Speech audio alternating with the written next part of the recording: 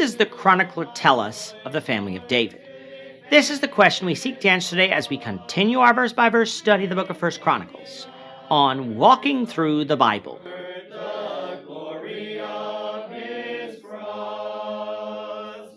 Today we're going to be discussing 1 Chronicles chapter 3, verses 1 to 9, but before we do that, let's read the passage. If you have a Bible with you, turn to 1 Chronicles chapter 3, verse 1, but if you don't have a Bible, don't worry, just follow along with us on the screen. The version that we'll be reading from is the New King James Version. So 1 Chronicles chapter 3, beginning at verse 1. Now these were the sons of David who were born to him in Hebron. The firstborn was Amnon, by Ahinoam the Jezreelitess. The second, Daniel, by Abigail the Carmelitess. The third, Absalom, the son of Maacah, the daughter of Talmai, king of Geshur. The fourth, Adonijah, the son of Haggith. The fifth, Shephatiah, by Abitai. The sixth, Ithream, by wife Igla. These six were born to him in Hebron. There he reigned 7 years and 6 months, and in Jerusalem he reigned 33 years. And these were born to him in Jerusalem: Shimea, Shobab, Nathan, and Solomon, 4 by Bathshua, the daughter of Amiel. Also there were Ibhar, Elishama, Eliphalet, Noga, Nepheg, Japhia, Elishama, Eliada, and Eliphalet, 9 in all. These were all the sons of David, besides the sons of the concubines and Tamar their sister. Over the last 2 chapters, the chronicler has been giving us taking us on a journey to get us here, the house of David. He first started by telling the returning captives from Babylon that they were children of Abraham, but others were too, such as Ishmael and the children of Keturah. And they were children of Isaac, but so were the Edomites through Esau. However, they were the chosen people of God through whom the Messiah would come. It was not based on their righteousness, for they just returned from captivity due to their sin, but solely based on God's election for that purpose, as we studied back in Romans chapter 9. To get to the family of David, we did have to cover the genealogies of the tribe of Judah.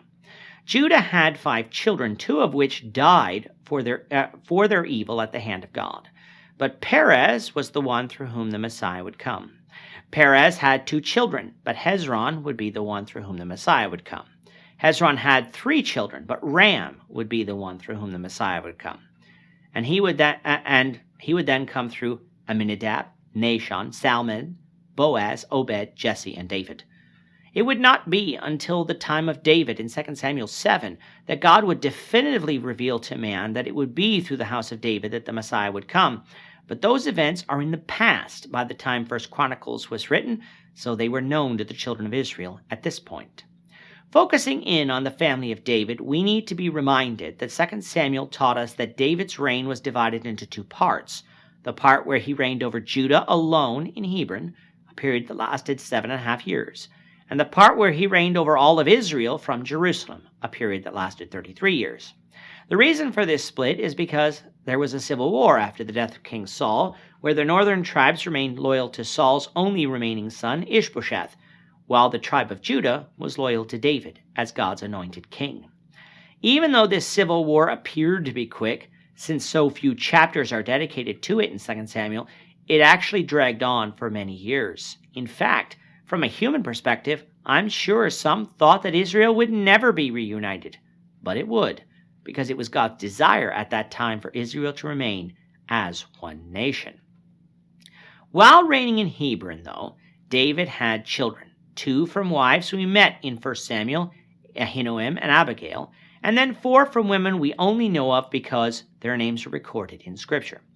His firstborn son was Amnon, the man who should have been king by birthright had he not committed incest with his sister Tamar and then been killed by Absalom for that act, due to David's inaction.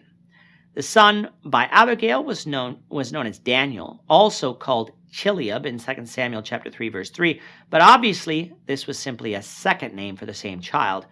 It is likely that Daniel died at a younger age, for he is never mentioned in 2 Kings as laying any claim to the throne, but such a conclusion is of course speculative. David's third son by his fourth wife, Maacah, was Absalom. Absalom was famous for staging a coup against David and dying in battle after that coup ultimately failed. David's fourth son by his fifth wife, Haggith, is Adonijah. Adonijah was anointed king by Joab and Abiathar the priest in place of Solomon as David was dying, but Adonijah was ultimately killed by Solomon for desiring to take the throne from him. The other two sons from David's sixth and seventh wives, Abitai and Eglah, were named Shephatiah and Ithream. We know nothing more about these two beyond their names. After this, once David came to Jerusalem, David had more children by a few different wives. His most famous wife he married in Jerusalem was Bathsheba, named Bathshua here. First Chronicles is going to skip over the events surrounding David and Bathsheba for a simple retelling of 2 Samuel is not his aim, as his goal was showing how the house of David set up the temple worship and was the kingly tribe, so such an event doesn't fit in that narrative. David and Bathsheba had 4 named sons, 5 in total, for their first son died as a newborn due to David and Bathsheba's adultery. Those sons were Shimea, Shobab, Nathan, and Solomon. This list is not given by birth order, for Solomon would be the second son of David and Bathsheba, not the 5th. What the true birth order is, we're not sure, being only sure about Solomon.